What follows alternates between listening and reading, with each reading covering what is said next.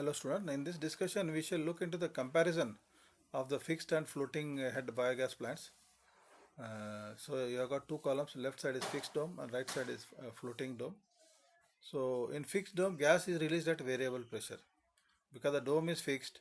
If the gas is more, the pressure increases, gas is less, the pressure reduces. So variable pressure. But in the floating dome, because the drum is itself is floating, so the constant pressure gas is being released. And in fixed dome, because the dome is covered with concrete, the defects identify is difficult. Whereas in gas or this floating dome, defect finding out is easy, and you can remove the drum itself and check. Fixed dome maintenance cost is very low. In floating dome, because it is made of steel and gets corroded, and the cost of maintenance is high. Fixed dome is cheap, economical to construct, whereas floating dome is costly because of the steel used here. We are talking about the same capacity. And in the fixed dome, the space is not wasted because on the drum, whatever is there, it is under the ground. The above space can be used. Whereas in the floating drum, because the drum is floating, you cannot use the top surface. That area is wasted. In the winter, the temperature is high, and because in the it is made of concrete, whereas in this floating drum, it is dome, it is made of steel, so it is a conductor. The temperature reduces in the digester. Fixed dome, this concrete one brick machinery is longer life. The floating dome life is short because of steel and corrosion. And this fixed dome, you require more excavation because it has to go inside, and the floating dome one, it requires less excavation because the top portion there is a floating dome, so that much excavation is not required. The advantages of biogas as a fuel are it has got high calorific value, it's a clean fuel, no residue produced, no smoke produced, non-polluting, economical, can be supplied through gas pipelines, and burns easily.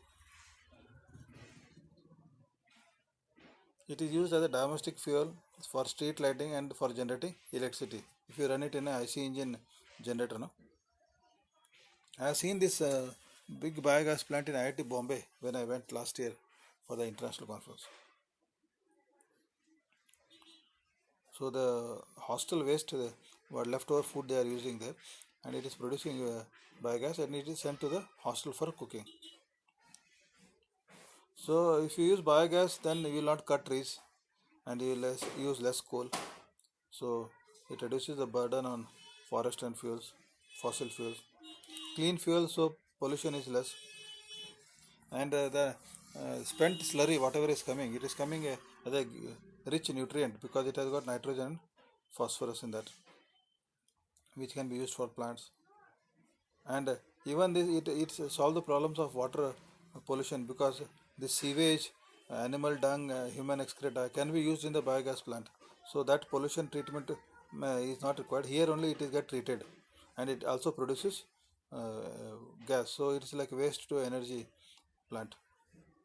Only thing, the initial cost is high, and you require a good supply of cow dung for this biogas plant. So those who have got cattle farming and all, large number of cattle, so they have got this. And one more limitation is due to the temperature variations. No? Basically, see these are ultimately what is this biogas? It is produced by the microbes, bacteria. So they are small bacteria. So they are also living organisms. So they want certain favorable conditions. So due to extreme temperature variations, they die, and that is why these biogas plants are not very popular in India. Though they started with a big bang, everywhere they started, but they could not sustain it over a period of time because of the problems associated with the biogas plants. Okay, in the next discussion, we shall also look into the problems of the biogas plants.